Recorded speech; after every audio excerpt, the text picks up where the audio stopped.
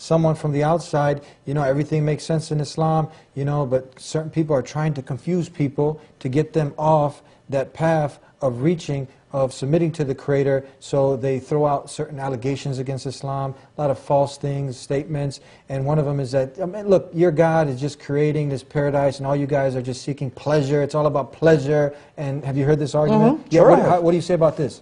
Well, I say lots of things about that. So, that's the first thing I say about that. So there's pleasure.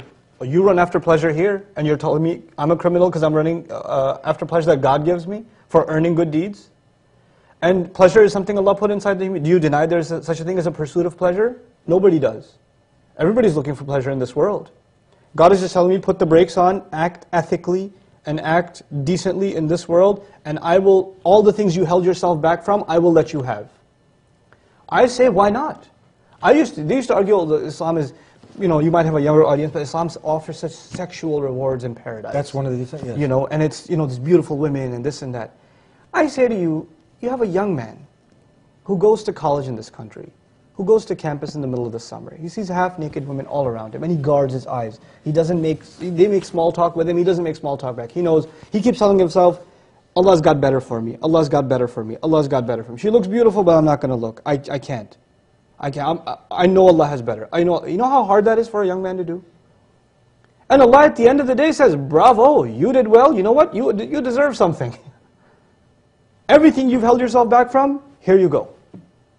It is not that we get these, you know, lustful rewards in paradise.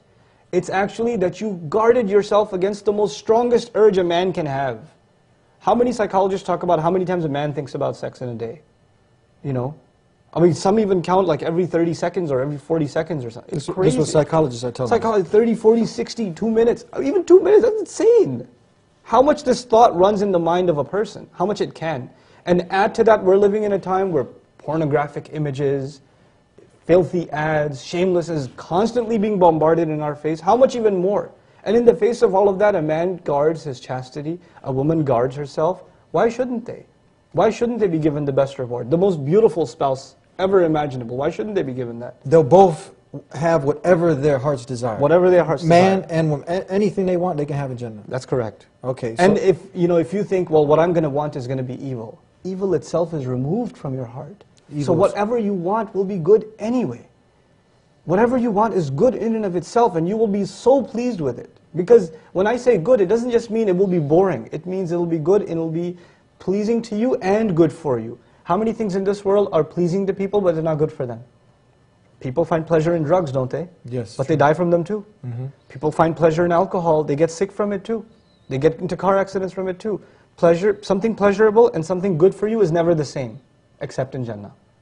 In Jannah it's going to be good for you and pleasurable for you, both at the same time.